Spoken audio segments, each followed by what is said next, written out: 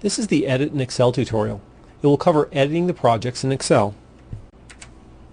Being able to edit the project in Excel is one of the program's most powerful features. Valuation is not an exact science, and there will always be times you'll need to either understand how a calculation is performed or change the way a calculation is performed or something is displayed. Editing Excel allows you to do all of this and more.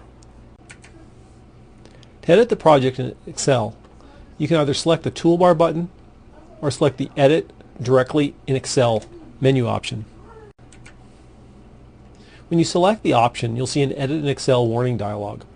It warns you not to edit the financial statement worksheets to alter the structure. In other words, if you change the rows and columns in the financial statements of the program, you'll very likely corrupt the financial statements. So, although we encourage you to edit the format and style of the financial statements, please do not edit the structure.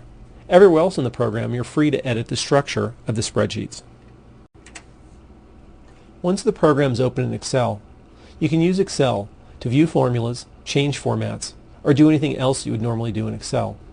Notice at the bottom there's tabs that give you access to the entire workbook. Since the workbook is large, it might be easier to go back to the program, use the navigator to find the schedule you want to edit, and hit Edit in Excel again. It's easier than sifting through hundreds of schedules on the tabs at the bottom. There's an Edit in Excel toolbar that appears when you edit in Excel. There's a return button that will allow you to return to the program. There's a sheet option that will allow you to show all cells, in other words, show every row and column, or show the same as in the program. If you show the same as in the program, you'll see only the same view that the program displays. You can go back to Show All Cells. This will show you very quickly what will be displayed in the program. You'll also see that columns A through J and rows 1 through 10 are used by the program. Do not use any of these rows and do not insert any rows or columns between these. It will affect how the program operates. Let's insert a couple of rows in this schedule. Assume you wanted to make the business address a couple of lines longer.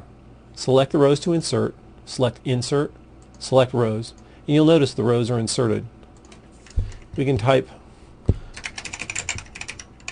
address 2, address 3, address 4, and when we select Return to the program, you'll notice this appears in the schedule in the program. You'll notice now that we're back in the program, the lines you added in Excel appear.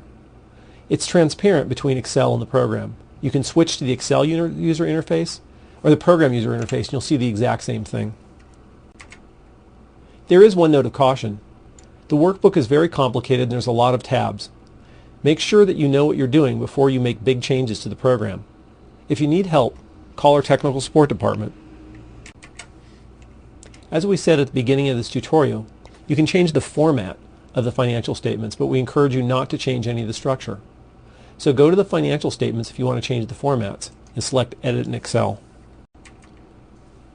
Once Excel opens with the financial statements, you can make whatever formatting changes you'd like.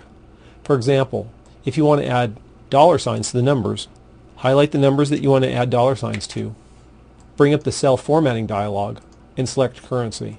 When you select OK, you'll see the numbers now have dollar signs. You can also change underlines, colors, fonts, etc.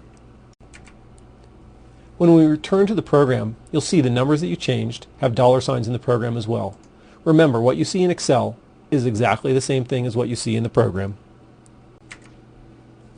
There's 3 custom worksheets available in the program under Custom Worksheets on the Navigator. The easiest way to edit these is select the worksheet you want to edit and then select Edit in Excel. This is the end of the Edit in Excel tutorial.